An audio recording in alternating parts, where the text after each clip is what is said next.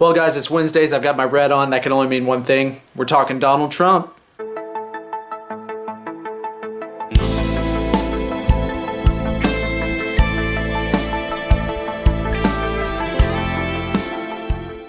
So guys, on Monday we gave some realist reasons why someone might want to vote for Trump. Today we're going to give the realist reasons why you might not want to vote for Trump.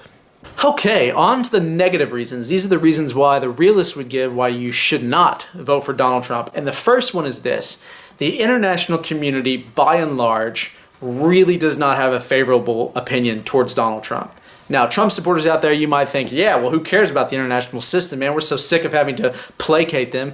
You can say that, but don't forget that the United States, as being the sort of sole superpower, although being challenged by China now, but for the last 40, 50 years, the United States has reaped so many benefits because they've been the sole dominant superpower and because they've been allowed to come in and sort of dictate the economic and security structures of pretty much the entire world. Trade disputes, trade deals, peace settlements, pretty much any diplomatic effort that goes around the world anywhere, the United States at least has a presence, if not a stake in. And that gives Americans a huge benefit. It gives them a huge, it gives them huge advantages on the world stage. So if you take someone like Trump, someone who the international world is kind of very, very cautious about, that America's place in the world, their stature in the world is going to decrease. And so a perfect example is, do you honestly think that Syrians right now are looking to Donald Trump and saying, you know what, that's a guy who I'd really like to dictate our peace deal? Or people in Asia or in China who are saying, we'd like to negotiate some more economic terms. They're looking at Trump and saying, yeah, you know, he's probably a pretty reasonable guy. We kind of like him. He seems kind of nuanced and he seems like somebody we can negotiate with. No, that's not what they're thinking. And so people are going to be averse to inviting American presence into all these different international disputes. And that's something that has tangible consequences for America. And so it's something to think about and might be a reason why you wouldn't vote for Trump. The second reason why the realists would give for not voting for Trump is that he's incredibly divisive. Now, I said as one of the positive reasons that he's a deal maker, and I do believe that deep down his methodology and how he goes about things is to be a deal maker, but his presentation, Donald Trump's presentation, is extremely divisive, right? America is extremely polarized now, but just wait and see what happens when Donald Trump becomes president, right? It's going to become even more polarized. Now, you could argue, and I think rightfully you could argue, that the same thing's going to happen with Hillary Clinton, that if Hillary Clinton gets elected, the polarization of the people who hate her, all these Republicans who hate her, is still going to be there. And I think, yeah, no, that's a fair point. But the way that Donald Trump has handled himself, the outrage that he's caused in so many different groups is going to be at least equally as polarizing. The third reason why the realists would give why you shouldn't vote for Trump is the danger of constitutional abuse of power. So I said before that Donald Trump has there's this aura about him that he's the private sector businessman who's efficient, who could come in and get things done in the government. But actually, the United States government is based on separation of power. So you've got the executive, the president, you've got the legislator, the Senate, Congress, and you've got the judiciary. And the system itself is designed so that things do move a little bit slower than they would in the private sector, because in the private sector, the CEO can make a decision, it passes the board, and they're gone.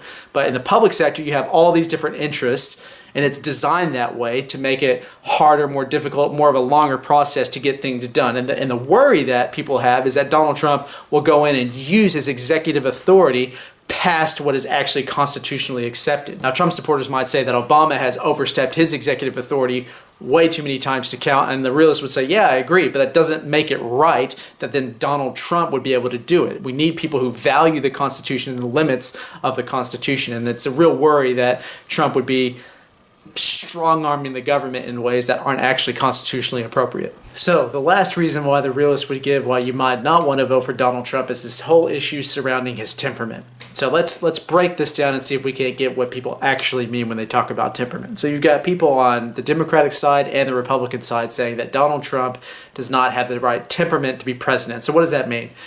It means that Donald Trump, both in his appearance and how he, reacts and communicates with the world, and then probably by implication how he would make policy behind closed doors with his administration, he doesn't carry the right temperament to be trusted with the kind of decisions that a U.S. president has to make. i.e., decisions surrounding nuclear war and things trickling down from that. You can point to things like his statement about banning all Muslims. You can point to different ways that he's handled himself in the press and getting into sort of really catty arguments with people on Twitter, catty, remarks to people about the disabled journalist or about Megyn Kelly insinuating that she, was bleeding somewhere else. I mean, just terrible, horrible things that he has said. And people see that and they think, do we really want to trust this guy to make these types of massive decisions or to negotiate with his peers, leaders of other countries, when he's prone to make these sort of just downright disrespectful statements? And people, his supporters might say, hey, look, this is what you get when you want somebody who, is politically incorrect, who's willing to say what they think. And to that I would say, there is a level of being politically incorrect and not being a politician that I frankly like. I like the ability to say it like it is, but there's that, and then there's, descending into the depths of disrespect and cattiness and saying the types of things that Donald Trump has said. Two very different things. You can be politically incorrect and still be just a respectful human being. But to give this an even more of just sort of like a tangible how this would affect the presidency, let's take an example from history, right? And so in the 1960s, early 1960s, you have the Cuban Missile Crisis. So you've got Russia stationing and putting nuclear warheads onto Cuban soil 90 miles off the coast of Florida. Huge, huge tensions, right? I mean, this is probably the most scary time to be alive because you're on the precipice of nuclear holocaust. What does John F. Kennedy do? So you've got many advisors who are saying, hey, look, Khrushchev is testing you. He's putting this because he thinks you're weak. You need to respond with military force. You need to invade Cuba. You need to blow up the missile sites, which could very well would have caused, nuclear apocalypse. But what does Kennedy do? He take a step back and he uses his temperament, his analytical sort of not rush to judgment, and says, hey, look, why don't we institute a blockade? Now, put Donald Trump in that same situation, and do you think you get the same consequence? And many people would say, no. Judging by what he has said, how he has handled himself, you would probably think that he would opt for the more brash military option.